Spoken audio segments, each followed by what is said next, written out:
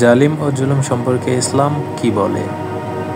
পবিত্র কোরআনে ইরশাদ হয়েছে, আর তোমরা জালিমদের প্রতি ঝুঁকে পড়ো না, জালিমদের সহযোগিতাও করো না এবং তাদের সহযোগী হও না, তাহলে জাহান্নামের আগুন তোমাদেরকে স্পর্শ করবে।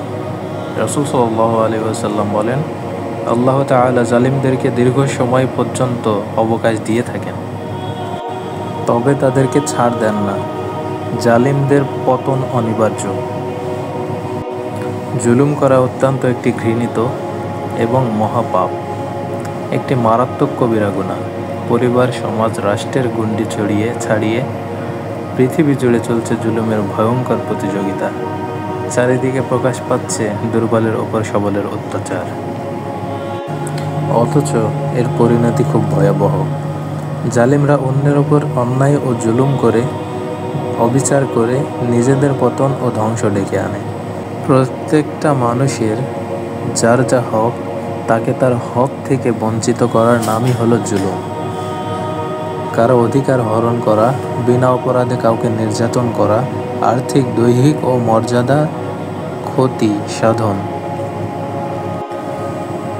মানহানিকর অপবাদ দেওয়া, দুর্বলের ওপর নৃশংস অত্যাচার চালানো, নির্যাতন করা, অন্যায়ভাবে অন্যের সম্পদ হরণ করা, উৎপীড়ন বা যন্ত্রণা ইত্যাদি কাজ জুলুমের অন্তর্ভুক্ত হয়ে থাকে।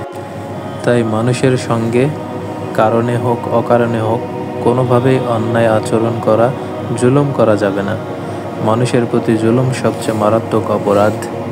এই কারণেই অত্যাচারী ব্যক্তির আবেদন নিবেদন আল্লাহ তাআলার দরবারে সরাসরি পৌঁছে যায়। আল্লাহ জালিমদের ব্যাপারে উদাসীন নন। জুলুম এক অমার্জনীয় অপরাধ, এর শাস্তি অনিবার্য ও ভয়াবহ। জালিমদের ব্যাপারে আল্লাহ তাআলা উদাসীন নন, বরং সর্বক্ষণিক তিনি সব কিছু দেখছেন। জালিম যত কৌশলী হোক না কেন, আল্লাহর চোখে ফাঁকি দিয়ে দেওয়া কোনো সুযোগ নেই। আল্লাহ তাআলা বলেন, তুমি কখনো মনে করো না জালিমরা যা করছে সে বিষয়ে মহান আল্লাহ তাআলা উদাসীন।